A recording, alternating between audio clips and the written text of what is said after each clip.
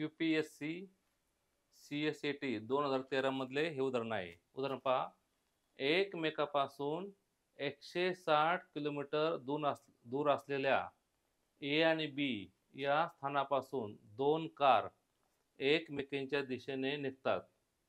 सकाळी 8:10 इथे 8:10 म्हणजे 8:10 म्हणायचं. या एकाच वेळेस त्या निघतात.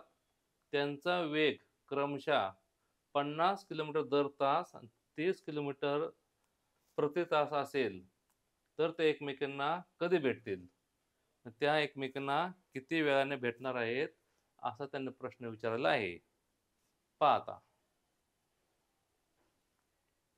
एकमेकापासून 160 किलोमीटर, मग हे अंतर किती आहे? हा ए आणि हे बी. ही कार इकडे निघाली, ही कार इकडे निघाली. तर एकूण अंतर आहे 160 किलोमीटर अंतर आहे. ए आणि बी या स्थानापासून दोन कार एकमेकांच्या दिशेने निघाल्या. हे इकडं ते तिकडे निघाली. तर एकीचा वेग किती आहे? एकीचा वेग आहे अनुक्रमे पहा, त्यांचा वेग क्रमशः 50. हिचा वेग आहे 50 किलोमीटर दर तास आणि हिचा वेग आहे 30 किलोमीटर. 30 किलोमीटर दर तास हा त्याचा वेग आहे. आणि त्या किती वेळाने त्यांना भेटतील आपल्याला माहित नाही. त्या कुठे भेटतील? तर हिने काढलेलं अंतर वेगवेगळं असणार आहे. पण दोघांची जी वेळ आहे ती वेळ मात्र समानच आहे, कारण ते एकमेकाला भेटल्या म्हणून. मग इथे x आहे, इथे y आहे.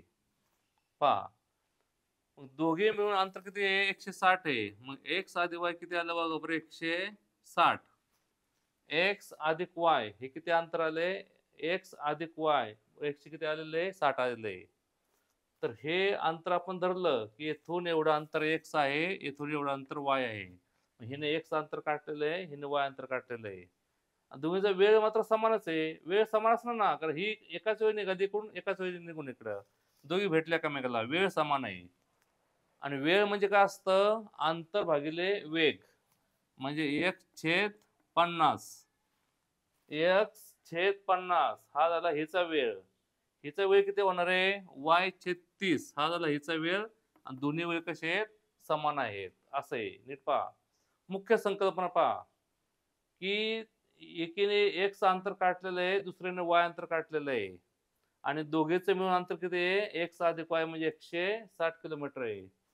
हिचं किती वेग आहे? 50. मग हिला किती वेळ लागला? जेवढं अंतर भागिले वेग म्हणजे वेळ असतो. दोघींचा वेळ कसा आहे? समानच आहे. मग हे समीकरण आपण सोडवायचे. याला आपण म्हणूया समीकरण नंबर 1. याला आपण सोडवता, हे सोपे करू आता. दोन अपूर्णांकाच्या मध्ये बरोबर चिन्ह असेल तर तिरकस गुणाकार समान असतो. उत्तर आलं 30x बरोबर 50y. 30x 50y. 50 अधिक इकडे वजा होणार. मग समीकरण कसं आलं? 30x वजा 50y बरोबर 0. हे समीकरण नंबर काय आलं? 2 आलं. पहा, समीकरण 1 आलं x अधिक y 160, दुसरं आलं 30x वजा 50y 0. मग एकदा दोन समीकरण तयार झाली की आपण ते कशी समीकरण आपण सोडवू शकतो. पहा, एकूण अंतर होतं 160 किलोमीटर. टोटल अंतर किती? 160 आहे. त्यातलं एकीने x अंतर काढलं a ने आणि b ने किती अंतर काढलेलं आहे? y काढलेलं आहे. दोन्ही मिळून 160 अंतर काढलेलं. सरळ म्हणजे एकदम सरळ साधी संकल्पना करायची. कसलाही शॉर्टकट वापरायचा नाही. एकीने x अंतर काढलं, दुसरीने y अंतर काढलं, दोघे एकामेकाला भेटल्या, दोघींनी मिळून 160 किलोमीटर अंतर गेलं. दोघी एकामेकाला भेटल्या म्हणजे एकाच वेळी निघाल्यात. मग ते एकाच वेळी भेटल्यात. भेटताना काय मागं पुढे नाही भेटणार, त्या एकाच वेळी भेटणार ना. मग दोघीचं अंतर समान आहे, अंतर वेगवेगळं आहे, पण वेळ मात्र समान आहे. वेळेचं सूत्र काय आहे? अंतर भागिले वेग. मग हिचं अंतर, हिचा वेग बरोबर हिचे अंतर, हिचा वेग. तिरपस गुणाकाराला समीकरण आलं. आता हे समीकरण सोडवायचं. कसं सोडवायचं माहिती का? वायला वाय आपल्याला घालवायचं की नाही? मग याला आपण 100, याला 50 ने गुणू आणि बेरीज करू. समीकरण 1 ला किती गुणायचं? 50 ने आणि त्यांची बेरीज करायची. कसं होईल बघा बरं. मग 50x अधिक 50y 50 ने गुणलं, 50 ने याला पण गुणलं, 0 0 16 85. 160 ला 50 ने गुणलं, उत्तर आलं 8000. 160 गुणिले 50 0 0 16 85 8,000 आलं. आणि हे समीकरण दुसरं लिहायचं. कोणतं समीकरण दुसरं आहे? 30x वजा 50y बरोबर 0.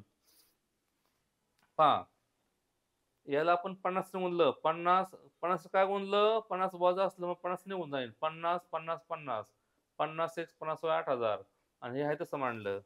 y ला y निघून गेले 80 आलं.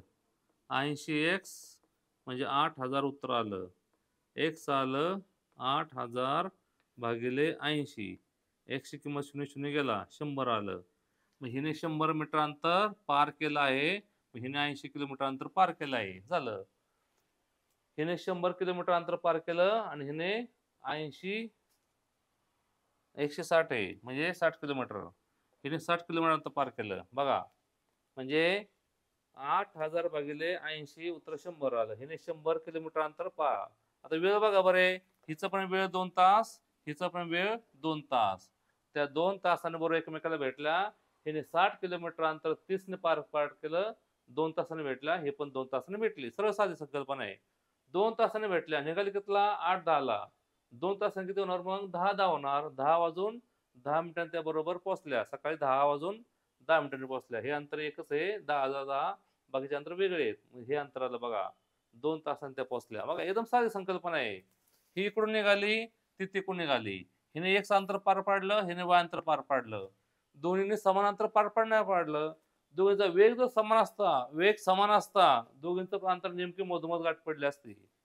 दोघींचा वेग समान असता तर, पण ही थोडी पुढे गेली 100 किलोमीटरवर, ही 60 किलोमीटरवर. का? तर हिचा वेग हा कमी आहे, हिचा वेग जास्त आहे, त्यामुळे ही जास्त अंतर गेली, कमी अंतर गेली. 2 तासात ही 100 आली, 2 तासात 60 आली. 160 अंतर दोघींनी मिळून पार पाडलं. आणि शिवाय ते 30 किलोमीटरने 60 ला भागलं 2 तास आले. 100 ला 50 ला भागलं 2 तास आले. बरोबर 2 तासांनी त्या भेटल्या.